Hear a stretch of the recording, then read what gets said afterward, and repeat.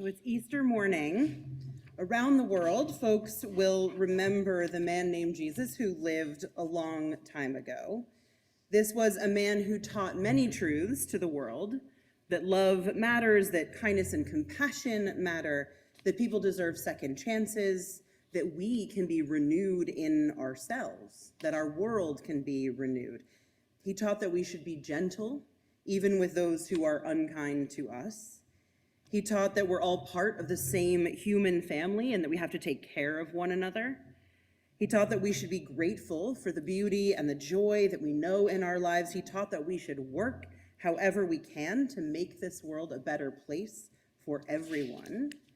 He taught through his living and his dying that hope and belief and love do not die. The holiday began in many ways last Sunday. We'll explore some of this in a moment.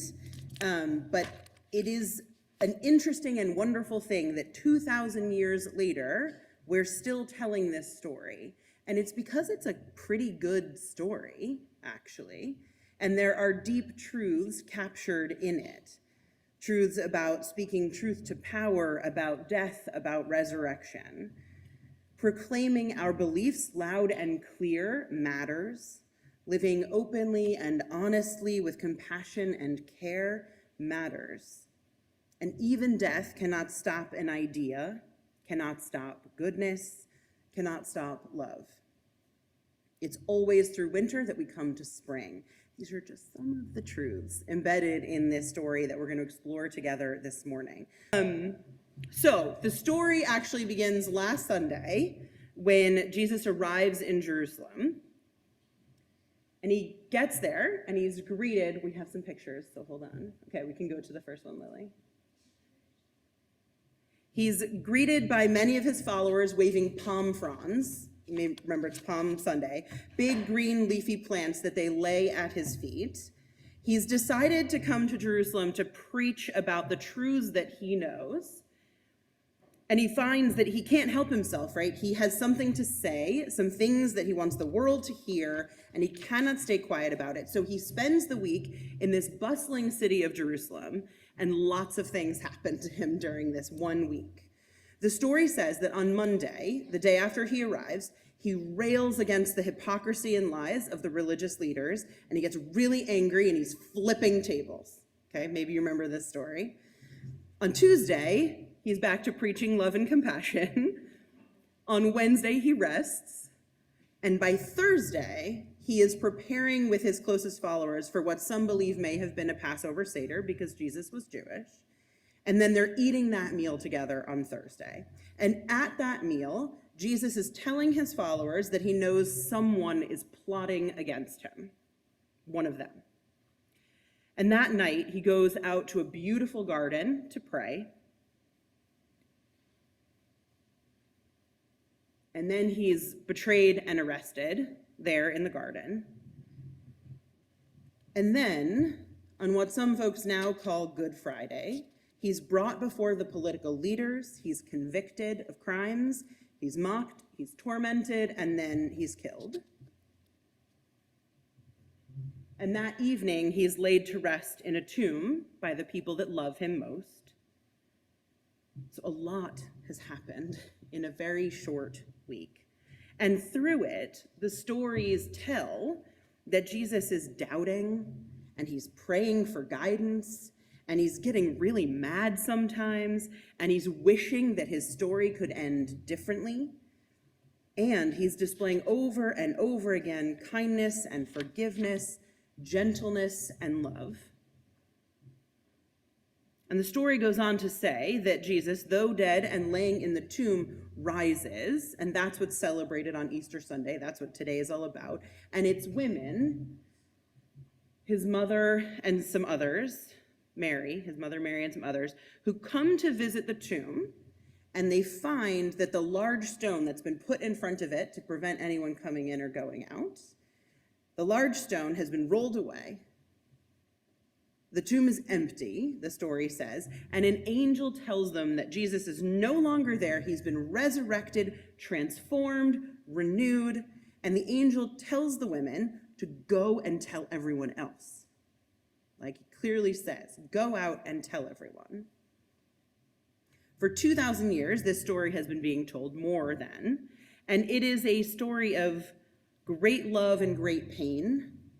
And mostly it's a story of hope and promise, a story about what in us humans remains eternal, what in our world remains. We tell this story even in circles where we do not believe that Jesus was bodily resurrected, because we know that even stories about the impossible can teach us something. This story teaches us about the possibility for new life, for becoming, even when we feel all is lost. It's a story about being open to the unexpected. This story teaches us that each of us has within us the potential for rebirth, new beginnings, transformation into our best and highest selves, our truest and most authentic selves.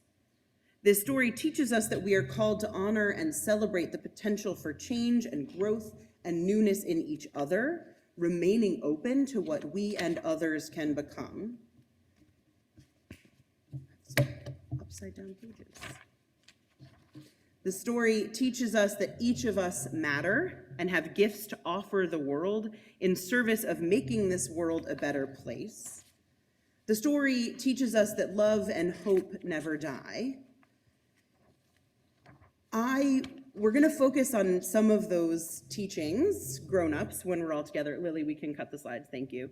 When we're all together as we move through our service. But children, before you go, I know you're so eager, before you go out for your Easter fun, I'm going to ask the children, along with everyone else, to join in a little bit, it won't be a long one, but a little bit of a meditation time. Because the thing I want you to remember, I know, the misery of meditation, children, you're going to love it, don't worry.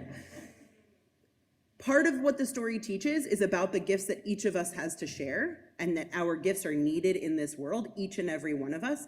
So I'm going to invite everybody into a little bit of meditation. I want you to try to get as comfortable as you can in your chair. You can put your hands on your belly if you're willing, so that you can feel the breath in and out of your bodies. If it feels okay to close your eyes, you can close your eyes.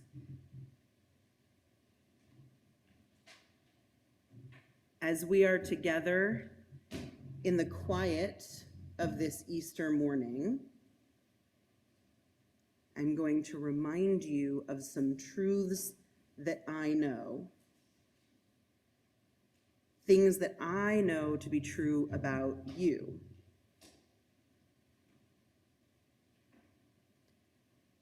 Truths at the heart of many prophets' teachings. These are some true things that I want you to know in your mind, in your heart, in your whole body, no matter what anyone else says. These are some true things. Take a breath. You come from stardust and are a part of the infinite fabric of existence. You are a being of the darkness and of the light, grown in the deep ocean of the womb, brought into the light of the day, cradled by the dark of the night. You contain multitudes. You contain within you promise and possibility. You are powerful. You are life, created and creator.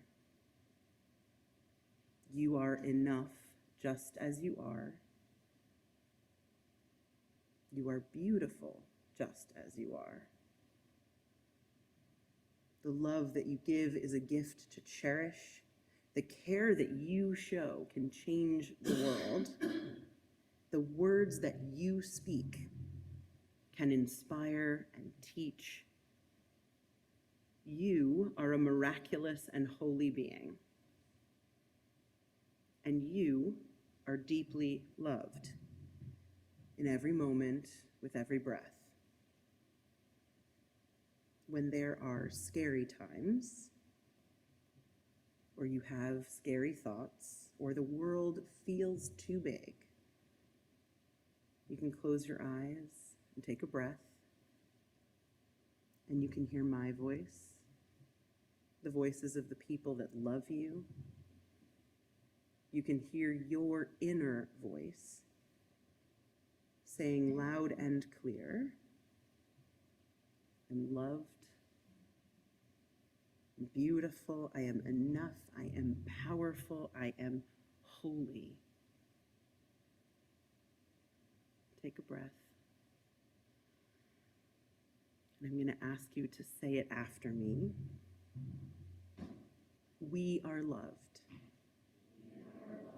We are beautiful. We are enough. We are powerful. All of us, each of us, we are holy. The stories of our holy days and our holidays remind us, they teach us, they show us the way forward. May we remember and retell these words, these truths, each and every day, breathing them in and out in every moment. So may it be. We have one reading this morning. It's a poem by Jan Richardson titled The Blessing of Hope. So may we know the hope that is not just for someday, but for this day, here, now, in this moment that opens to us. Hope not made of wishes, but of substance. Hope made of sinew and muscle and bone. Hope that has breath and a beating heart. Hope that will not keep quiet and be polite.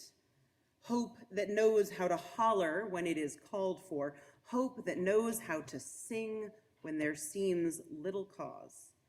Hope that raises us from the dead, not someday, but this day, every day, again and again and again. So last week, you may remember that I spoke about the lessons that I learned from the Passover story as a child. This week, we're going to talk about the lessons from the Easter story. This morning, already with the children, we retold the story a little bit, but we're going to dig a little bit deeper, starting from that same place of Jesus teaching and preaching and getting angry about the state of the world that he lives in. It starts actually from a place of resisting the political and the worldly, of knowing that something else is possible. There was a recent opinion piece in the New York Times by Andrew Thayer that reminds us what the procession into Jerusalem, what Jesus is coming into Jerusalem was really all about. Thayer writes, Jesus's procession was a deliberate act of theological and political confrontation. It wasn't just pageantry, it was protest. On that first Palm Sunday, he writes, there was another procession entering Jerusalem. From the west came Pontius Pilate, the Roman governor, riding a war horse and flanked by armed soldiers, bedecked in the full pageantry of an oppressive empire. Every year during Passover, a Jewish festival celebrating liberation from Egyptian oppression and slavery, Pilate entered Jerusalem to suppress any unrest set off by that memory. Thayer continues, Jesus entered the city not on a war horse, but on a donkey, not with battalions, but with beggars. His followers were peasants, fishermen, women, and children, people without standing or status. They waved palm branches, symbols of Jewish resistance to occupation since the Maccabean revolt, and cried out, Hosanna, which means save us. Save us from a system of oppression disguised as order. Save us from those who tacitly endorse greed with pious language and prayers. So Jesus is there, comes into the big city, and he's taking folks to task for their lack of integrity and honor and compassion. He is protesting empire, protesting Caesar, and he's trying to lead by example, offering a different way to move through the world. He's trying to teach them that you must not ignore the sick or the poor or the stranger, the sex worker. Every single person has worthiness and deserves care. That's what he's teaching. That's what he's doing. He's talking to anyone who will listen, and he's talking at those who won't listen. And it's because he doesn't believe he can do anything else. He's got a message that must be heard, and he has a deep sense of urgency to make it heard. He's not going to wait and see how things go, see if maybe the greedy and immoral will decide to reform of their own volition. He's crying out loudly about the violence and the meanness, and he is passionately speaking about a world of love. And this is why he flips the tables. He's actively protesting the current state of affairs because he knows it for what it is, an oppressive and unjust regime. So the first lesson of Easter is there. We are called, all of us, to speak truth to power, rebel against evil, declare non-compliance with empire. That's what Jesus teaches. Flip the tables. Yell if we have to make those in charge listen. He teaches that we are not powerless as long as we are courageous, determined to live by our convictions, and as long as we have our teammates, our beloveds, beside us. Another Easter lesson is right there. Making time for those that you cherish and who cherish you is important. Throughout the week, Jesus spends time with his companions. Sometimes they're like with him while he's yelling. Sometimes they're all resting together. Sometimes they're eating. Sometimes they're praying, but they are together. His disciples are with him, and he's making time for them. They prepare a meal, they sit down to eat it, and there he asks them to remember him when he's gone, to remember him through this ritual that he perhaps unwittingly creates. Today we remember the lesson. On Easter Sunday, we remember the lesson that performing rituals together matters. Marking holy time together can change how we relate to time. Eating a meal together, all of this strengthens community. It strengthens the ties of belonging that allow us to keep being courageous and bold and loving. The decisions that we make about how we spend our time can be decisions that defeat us or sustain us.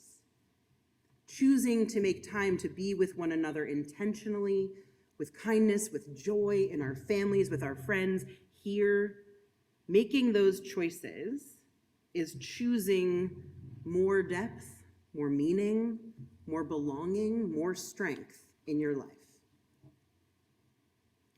After that meal, Jesus then heads with some of his disciples to the Garden of Gethsemane. And there he prays, and then he prays some more. And in spite of his prayers, he's betrayed by Judas and taken into custody by the state. And here is another lesson. Things don't always go according to our planning or our dreaming or our hoping or our praying. When Jesus heads to the garden, he knows he'll be betrayed and he'll die. And he's going to take some quiet time, and he's going to ask God if there's another way. And in this story, the way we tell it, there is no other way. So in spite of his hopes, of whatever vision he had for himself, he's arrested.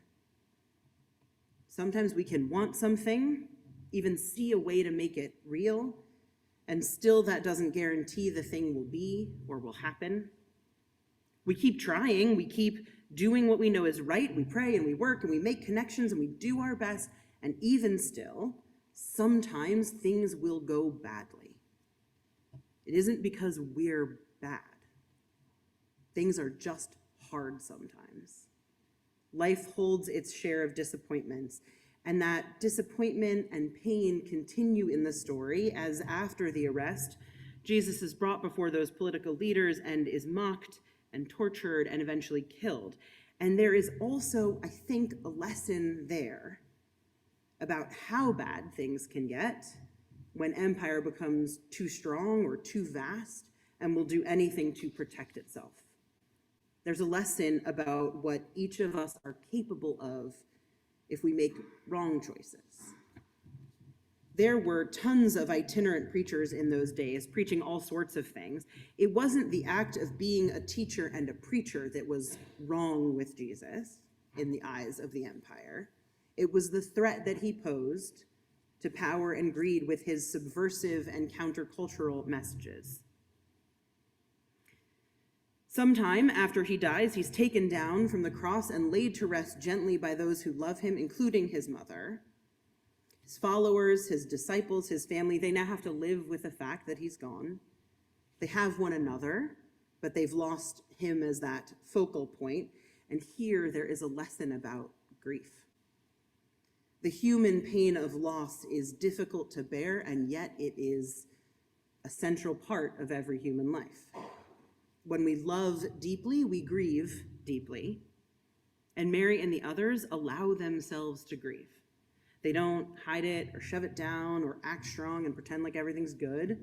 They grieve, they perform the rituals of death, they prepare his body, and later they go to visit it, to talk with him or just be near to the physical remnants of his life. In their grief, they want to be close to him, and so they go. And we are reminded in this story that loss is part of life, that grief is the expression of our love that never dies, and that community is so necessary in times of pain. So they arrive there to that tomb, and the stone is gone, and the body impossibly is gone. And fantastically, there's an angel sitting there to greet them. And I will tell you, as I do every year, I do not personally believe that Jesus rose bodily from the dead.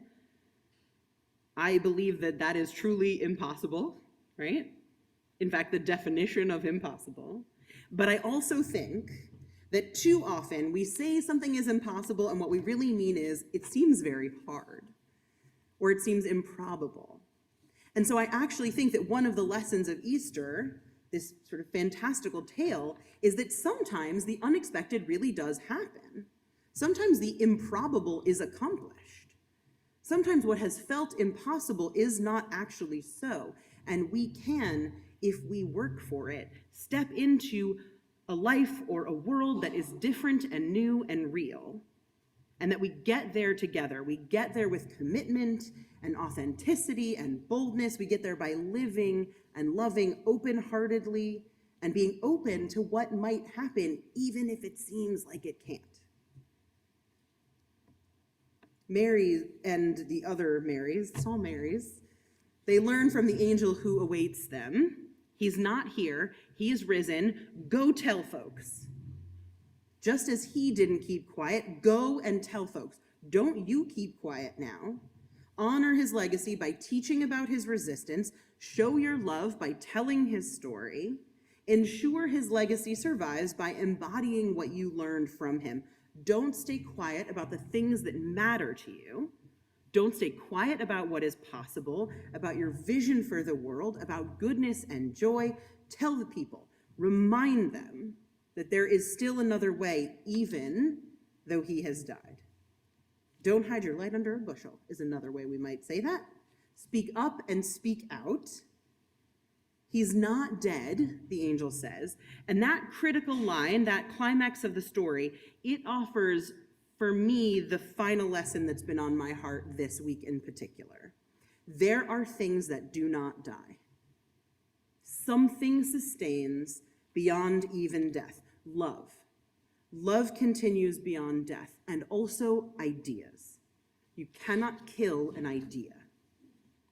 Jesus dies, but here we are 2,000 years later talking about the lessons of his life, talking about his teachings and his vision, allowing ourselves to be inspired because his ideas did not die. His beliefs and the belief people had in him could not be killed. They continued on, they continue still. Justice, freedom, generosity, compassion, love, hope, these are things that cannot be killed. With each new generation, they rise up under every new empire. These subversive ideals remain, and there are those who work toward them. They're not dead, they live, and they live forever. These are the lessons for me this Easter. I'm sure you have your own. But I'm going to ask you to join me in what I'm calling an Easter prayer this morning. So you can sort of find again your spot. Take a minute to close your eyes, take a breath. Let yourself dwell in the place of remembering the lessons, of thinking about what does not die, what lives forever. And take a breath. Spirit of life and of love, God of many names, Spirit of all the world's great teachers of wisdom and mystery and being, today we remembered the story of Jesus of Nazareth, a young man who taught, rebelled, and resisted, a young man with a vision for what the world might be. Today we remember all those who speak up against injustice. We remember all those who rebel and resist and create. We remember the potential in all of us to build a different world. We remember that the unexpected sometimes happens. What may seem impossible may yet be. We remember that no matter what, some things live on. Truth, insight, belief, hope, visions for a changed world. These things persist. On this spring morning filled with promise and all the flowering signs of new life, we commit ourselves to these eternal truths. We commit ourselves again and again to loving joyously with all our hearts. So may it be. There's so many lessons in this story, which ultimately is a joyful story, a story of love, a story of life. So today, just rejoice. That's the injunction. Rejoice. Rejoice with your friends and your family, remembering that always, always we can sing, we can love,